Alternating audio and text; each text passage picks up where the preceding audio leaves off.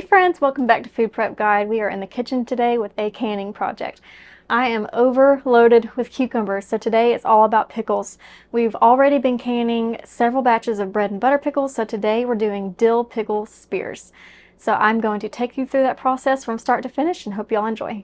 We're going to prepare the brine. We're going to be using going for about 16 pints of pickles. So for this brine, we need 3 quarts of vinegar,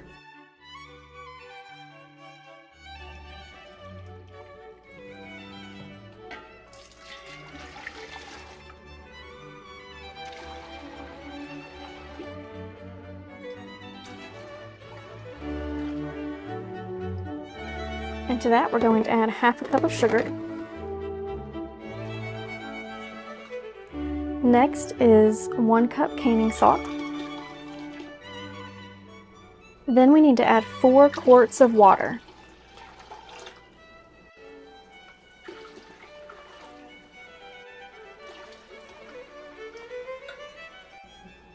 Now we'll just mix this up really good. You can add pickling spice if you like at this point. Our family just likes dill and garlic and mustard seed in ours, which we will add directly to the jars. This is going to go onto the stovetop and we're going to start bringing this up to a boil. Now that our canner is prepped and our brine is on its way to a boil, it's time to process the cucumbers. So what we're going to do is cut off both ends. The end of the cucumber can make your pickles bitter, so we cut off both ends, and we're going to be doing spears today. So I'm just going to cut them in spears, toss them in this bowl over here. You have 3 options for getting extra crispy pickles, and option 1 is to use a pickling crisp product. That's available at Walmart or probably any grocery store. Mrs. Wages and Ball are good brands, and you would just follow the package instructions when it comes time to add the pickle crisp to your jars. The next option is to do an ice water bath overnight, the night before you're ready to can. And to do that, you would go ahead and cut your pickles as we're doing now. But instead of going ahead and canning them now, what you would do is you would place them in a big bowl of really cold water, add a few ice cube trays of ice to it, and then let that sit in the fridge overnight so that they are really, really cold the next morning when you go to can them. The other option is simply to can them right after you pick them, and that's the option that we're using. I don't really like to use pickle crisp, and sometimes I will do the cold soak overnight, but I just didn't have time today. I didn't plan that far ahead. So these were all picked within the last 24 hours. So we're just going to go with that for the crispiness of our pickles. It's time to load our jars. So we're going to take our really warm jars out with this tool just to not burn our fingers, because they're going to be pretty warm now. They've been sitting in that can of water. And we're about to be pouring boiling brine over them, and that's why it's important to heat our jars first. I'm going to work in batches of 8. Now it's time to load the cucumbers into our jars. So I'm just going to pack them tightly. I'm going to try to keep them standing upright. Sometimes that's hard to do, and if one falls down, that's fine. Every now and then I'll need to snap the top off of one to get it to fit good.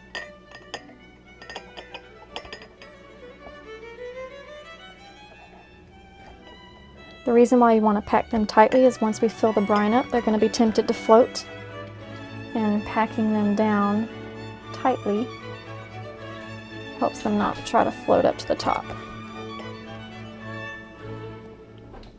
We're aiming for 1/2 inch headspace. 1/2 inch headspace is that ring right there, and that's where these pickles are at. So I'm going to load all the jars just like this.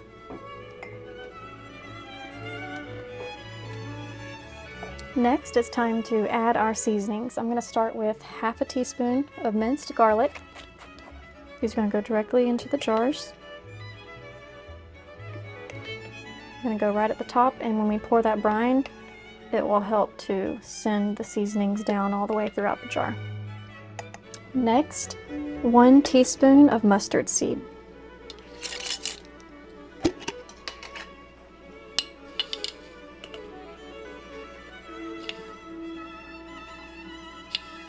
Last but not least is about a tablespoon of dill. I didn't grow any dill this year.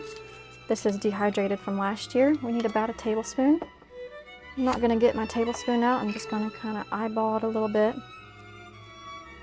and put in about a tablespoon of dill per jar.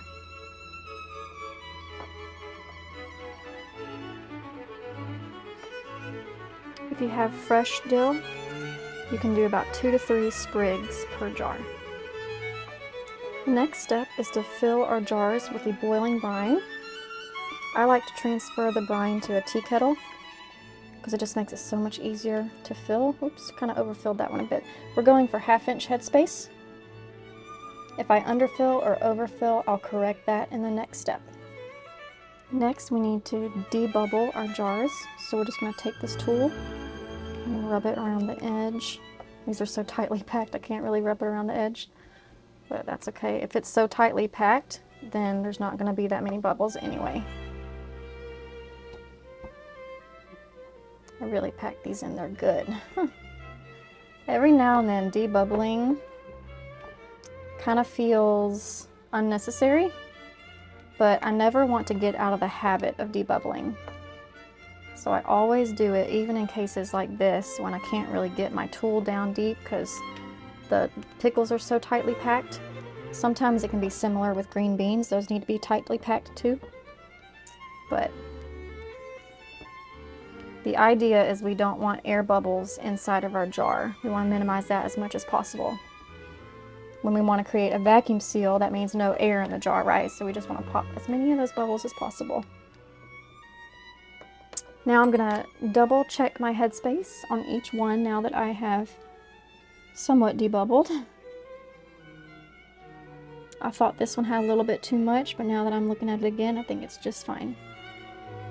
Next step, we're going to take a damp rag with just water, and we're going to wipe the rims. This is important for encouraging a really good seal. If there are any food particles or sticky, remember there's sugar in that brine. Sugar is always sticky. And if there are any food particles or stickiness on the rim, that can prevent us from getting a good seal. So I'm just going around and wiping the rims. Every now and then I'm folding the towel over and using a clean surface. Get in there, Mr. Dill. Next step is to place new and clean lids on each jar.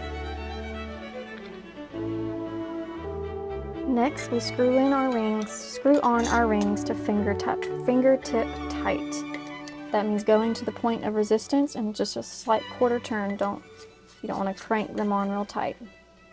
Rings don't need to be new, but they do need to be clean. So I cleaned these before I got started. That's why they're a little bit wet still.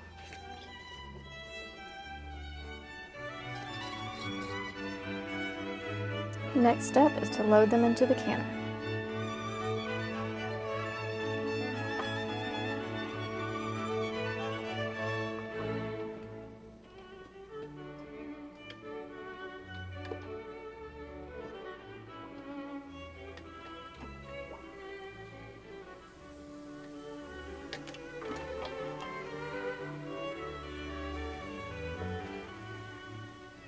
Gently lower them in.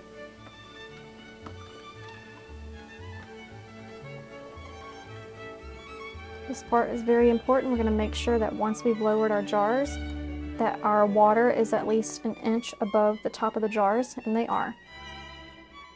I'm going to place the lid, and we're going to wait until this comes to a rolling boil before we start the processing time. Our 10 minutes are up, so now I'm going to use oven mitts and just gently lift the rack out of the canner. Set it on the side there. And using my jar lifter, I'm going to set it over here on the counter. As you lift the jars out of the canner, try not to tilt them.